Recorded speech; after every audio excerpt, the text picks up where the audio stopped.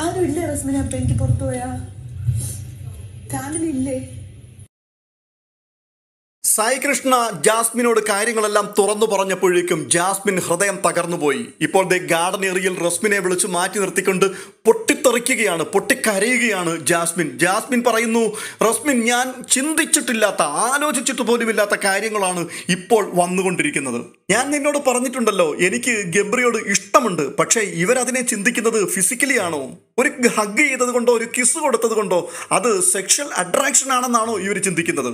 ആരുമില്ലേ റസ്മിനെ, ഞാൻ ഇവിടുന്ന് പുറത്തു പോയാൽ എനിക്ക് എൻ്റെ ഫാമിലി ഇനി ഇല്ലേ?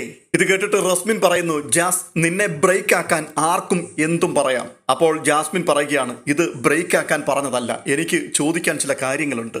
തുടർന്ന് തനിക്ക് തുറന്നു പറയാൻ പറ്റുന്നില്ല ആ റസ്മിനോട്. ക്യാമറ ഉണ്ട്, അതുപോലെ തന്നെ മൈക്ക് തന്റെ തോളിൽ കിടക്കുകയാണ്. അതുകൊണ്ട് ആംഗ്യങ്ങളിൽ കൂടി മാത്രമാണ് സംസാരിക്കുന്നത്. പക്ഷെ ഒരു കാര്യം പറഞ്ഞു, പുറത്ത് അവർ 2-3 ഇന്റർവ്യൂ കൊടുത്തിട്ടുണ്ട് എന്ന്. പുറത്തുള്ള ഇന്റർവ്യൂകളൊക്കെ ആരാണ് കൊടുത്തതെന്നും ആരാണ് ഈ ഇന്റർവ്യൂ ഒക്കെ എടുത്തതെന്നും ആരൊക്കെ എന്തൊക്കെയാണ് അതിനകത്ത് പറഞ്ഞതെന്നെല്ലാം നമുക്ക് വളരെ വ്യക്തമാണ്. ഇതെല്ലാം സായി നിമിഷ നേരം കൊണ്ട് ജാസ്മിനോട് പറഞ്ഞു കേൾപ്പിച്ചു കളഞ്ഞു.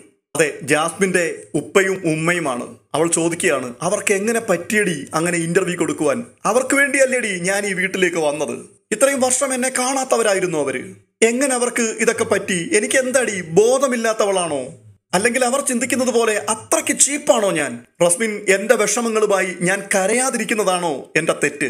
റസ്മിൻ, എന്നെക്കുറിച്ച് 60 സെക്കൻഡുള്ള റീൽസ് ആണ് ആൾക്കാരിൽ ഇപ്പോൾ എത്തിക്കൊണ്ടിരിക്കുന്നതെന്ന്. അപ്പോൾ ആൾക്കാർക്ക് ഈ 60 സെക്കൻഡുള്ള റീൽസ് മതിയോ എല്ലാ കാര്യങ്ങളും തീരുമാനിക്കുവാൻ? ഈ ബിഗ് ബോസ് എന്ന് പറയുന്നത് 60 സെക്കൻഡുള്ള റീൽസ് മാത്രമാണോ? തുടർന്ന് ജാസ്മിൻ ഗബ്രിയുടെ അരികിലേക്ക് പോവുകയാണ്. അവിടെ സെബിനുമായിട്ട് ഗബ്രി സംസാരിച്ചുകൊണ്ടിരിക്കുകയാണ്. ഈ വിഷയം തന്നെയാണ് അവരും സംസാരിച്ചു കൊണ്ടിരിക്കുന്നത്.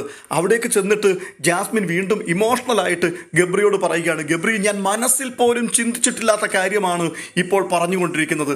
നിനക്ക് എന്നെ മനസ്സിലാക്കാൻ സാധിക്കുന്നുണ്ടോ? അപ്പോൾ ഗബ്രി പറയുന്നത്, എനിക്കെല്ലാം മനസ്സിലാകുന്നുണ്ട്, എല്ലാ വിഷയങ്ങളും നീ എന്താ പറയാൻ വരുന്നു എന്നുള്ളതെല്ലാം എനിക്കറിയാം, എനിക്ക് ക്ലിയർ ആയിട്ട് കണക്ട് ചെയ്യാൻ സാധിക്കുന്നുണ്ട്. പ്രത്യേകിച്ച് ബിഗ് ബോസ് അനൗൺസ് ചെയ്തപ്പോൾ തന്നെ എനിക്ക് കാര്യങ്ങളെല്ലാം വ്യക്തമായതാണ്.